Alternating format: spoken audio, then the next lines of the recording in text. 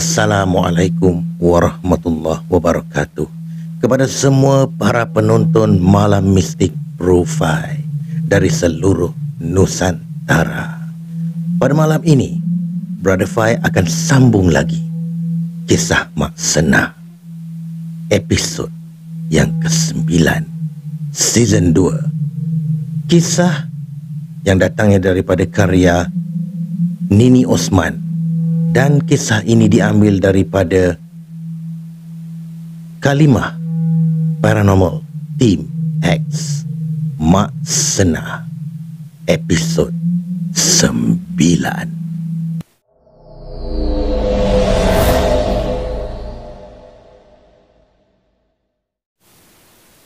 Tok Guru beristighfar secara berterusan kerana sakit dada yang semakin memburuk. Iblis itu menyerang dada kerana dahulu dia pernah mengidap sakit dada misteri dan sembuh selepas dirawat arwah bapanya. Smile, kau ingat kau mampu usir aku? Kau takkan mampu, Smile. Takkan mampu.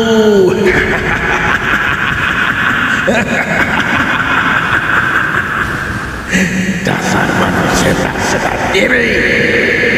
Kali ini aku akan bunuh kau.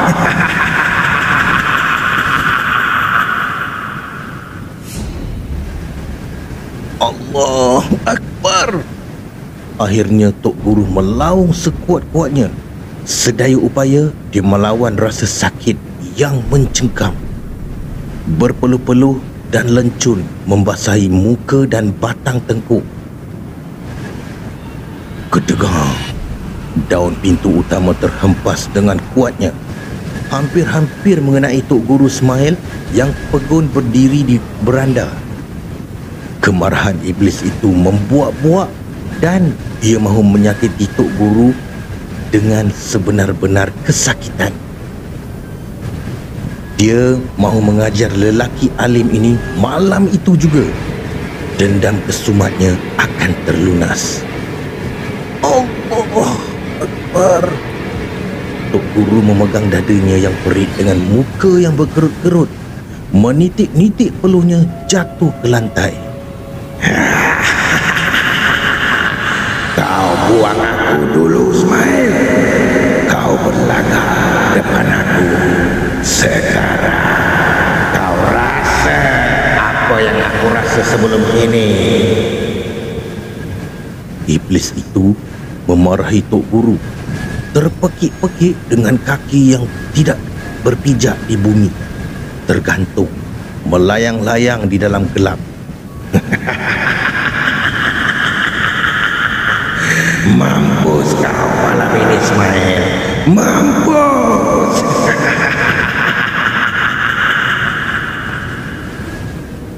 Tok Guru Smile menenangkan emosi yang berkecamuk. Iblis itu sengaja menghuru-harakan fikirannya dengan berkata yang bukan-bukan. Tidak pernah dia berasa begitu. Dia seorang lelaki yang tenang dan tidak banyak cakap. Hanya berikhtiar untuk mengusir apa yang patut diusir. Cuma dia tidak pasti yang sedang berada dalam rumahnya ialah apa. Tetapi apa yang jelas, ia adalah belaan yang pernah ditanam di dalam bumi beberapa ketika dahulu. Kau siapa? Tok Guru Smile bertanya perlahan. Kau rasa aku siapa? Makhluk itu bertanya sinis. Aku tak peduli kau siapa. Yang aku tahu, ini bukan tempat kau. Balik ke tempat asal kau. Tok Guru berkata tegas walaupun di dalam kesakitan.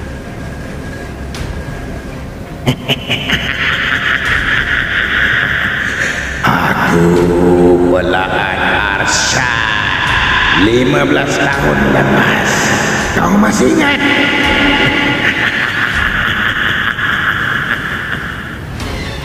Tok Guru Smile mengerut dahi setelah makhluk itu memperkenalkan diri.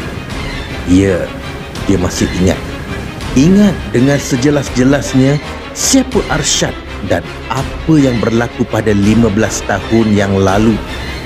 Arsyad sudah pun meninggal dunia selepas belaannya diusir. Tempat kau di dalam bumi, ujar Tok Guru.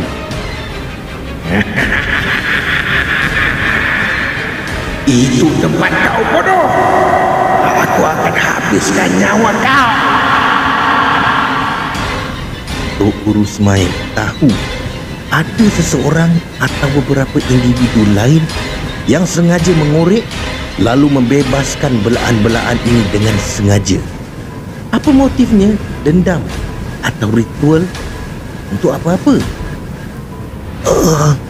Siapa yang bebaskan kau?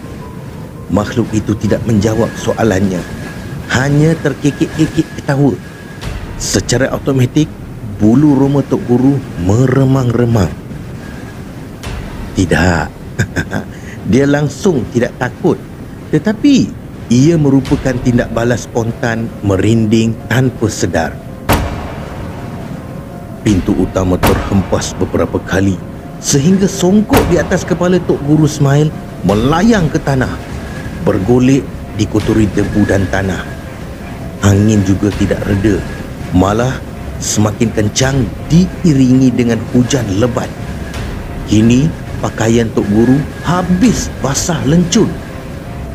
Badan Tok Guru masih kekal di posisi yang sama, tidak boleh bergerak, dan tenaga Tok Guru juga semakin berkurangan. Lidahnya juga kebas sehingga membataskannya dari melantunkan bacaan ayat-ayat suci Al-Quran. Lalu dia sentiasa membasahkan jiwanya dengan zikrullah. Kau jangan ingat kau boleh halau aku macam dulu. Sekarang aku dah berdua.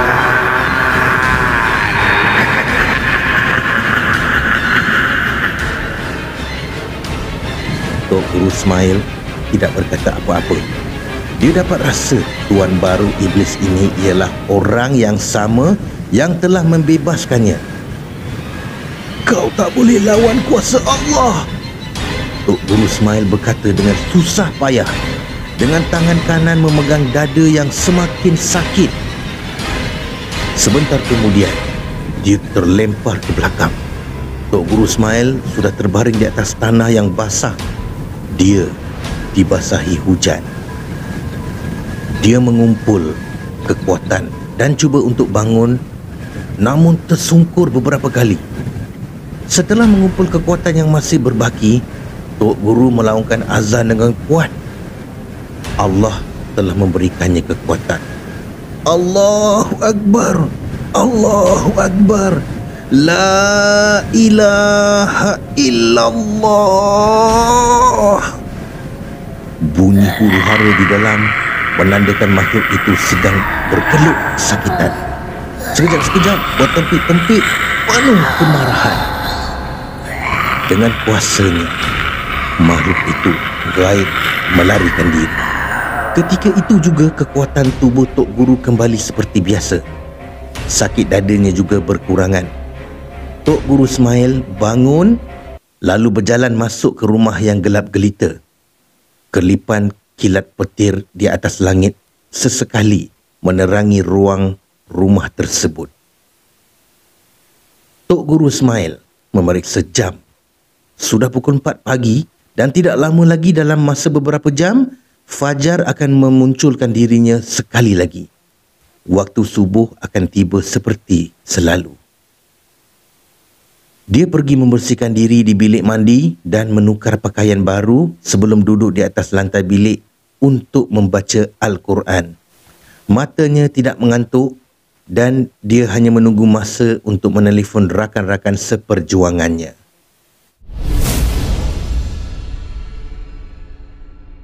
Kak Mizah merenung Esah yang sedang tidur di dalam bilik dengan perasaan simpati.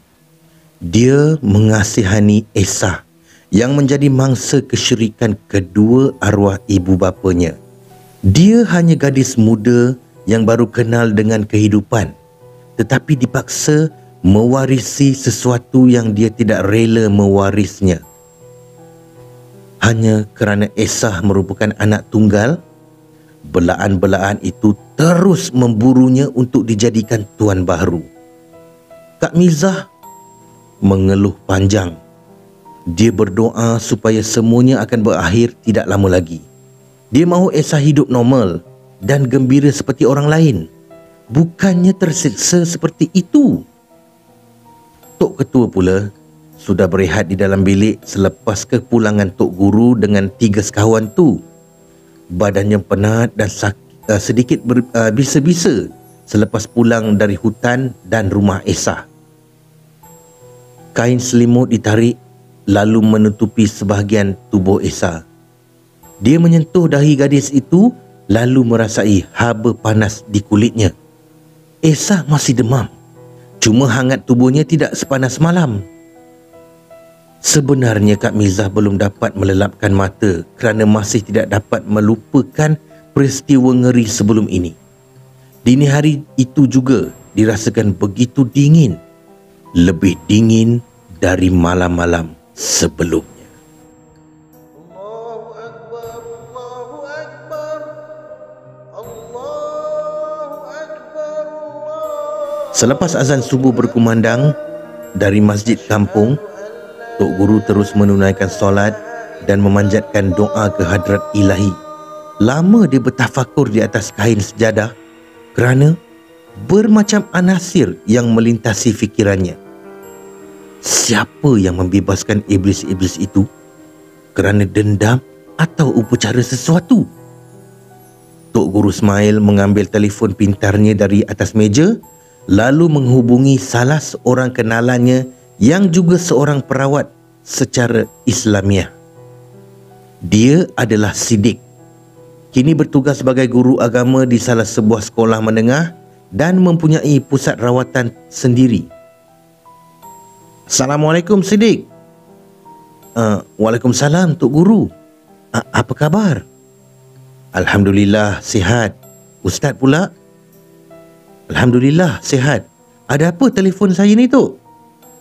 Tok Guru Ismail menyatakan tujuannya untuk menghubungi Ustaz Siddiq. Ustaz Siddiq yang sememangnya menghormati Tok Guru Ismail segera mengatakan persetujuannya untuk mengusir makhluk-makhluk itu. Dia akan menghubungi kenalan-kenalannya yang lain untuk membantu Tok Guru Ismail. Perbualan di telefon ditamatkan setelah semuanya sudah diatur. Ustaz Siddiq dengan yang lain akan ke kampung Hulu Lapan pada lebih kurang pukul 10 pagi kelak. Tok Guru Ismail akhirnya mampu menarik nafas lega. Dia berlalu ke dapur untuk membasahkan tekak yang kering.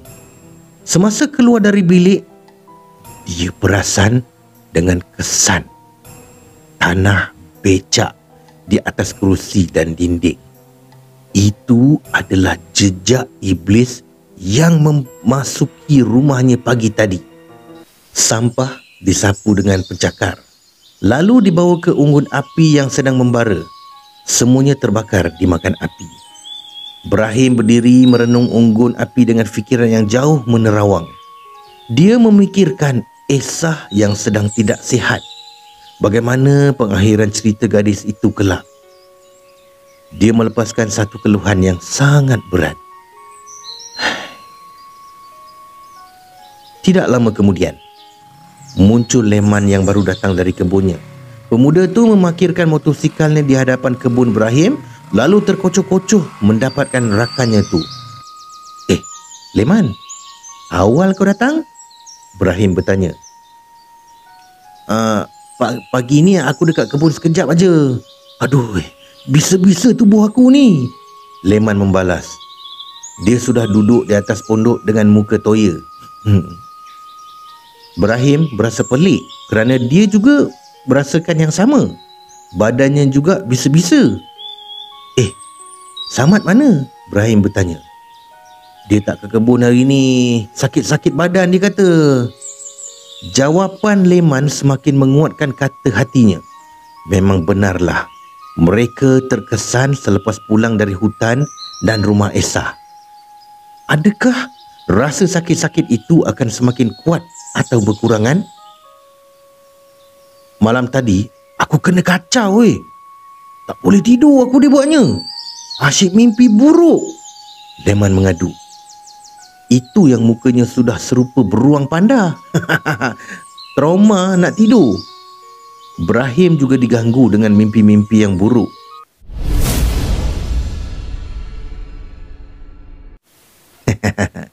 Ya saudara, itulah dia kisah Mak Senah episod yang ke-9 season 2. Kita akan sambung kisah Mak Senah episod yang ke-10, iaitu episod yang terakhir untuk season 2 pada masa akan datang. Terima kasih Nini Osman, terima kasih Kalimah Tim Paranormal X, dan juga terima kasih kepada anda yang sudi menonton kisah ini. Jangan lupa subscribe, tekan butang loceng, komen dan share, kerana subscribe itu gratis. Kita jumpa lagi. Peace, no war.